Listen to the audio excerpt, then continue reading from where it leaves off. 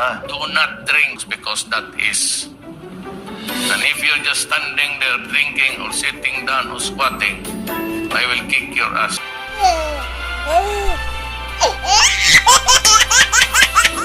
And I did not like it. Tama nga naman. Marami na yata silang nainom eh.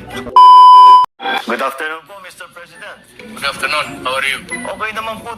Balita ko, masarap daw ang pinakbit na ngayon dito sa palasyo. Kayo po ba kumain na? Ako naman din na ako interesado. Kasi medyo halos nabigyan ko na lahat sundalo. Kumain na sila. Tama po yun. Dapat lagi nating inuuna yung mga sundalo. Kailan? At tayo ba sasat?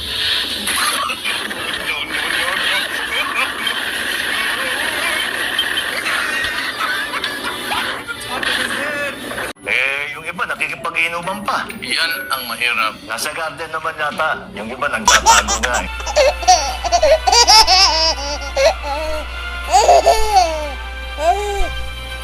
Yes, in some places, we're doing it. Huwag lang sa luwas ng palasyo, sa kalsada. Do not drink because that is.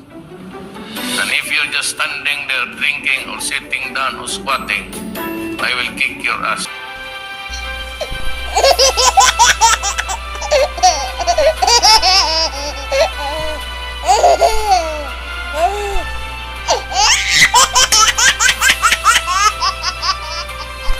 Para pong si Sexan, nakita ko sa labas, sumasayaw at kumakanta. They go out naked. And I did not like it. Tama nga naman. Marami na yata silang nainom eh. Balita ko, ubus na yung drinks. There's another one coming, by the way.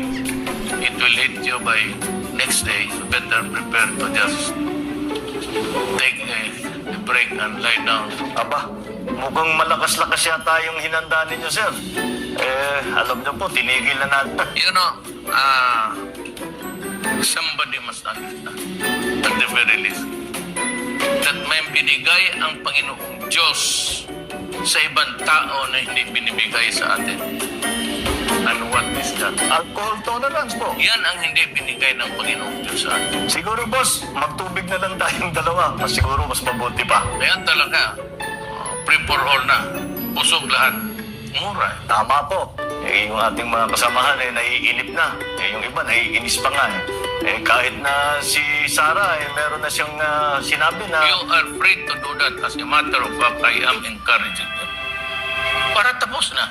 well, gentleman pa rin po tayo. Kaya hindi na tayo papasok din sa mga ganyang klaseng usapin. Umpisahan na ninyo ngayon na.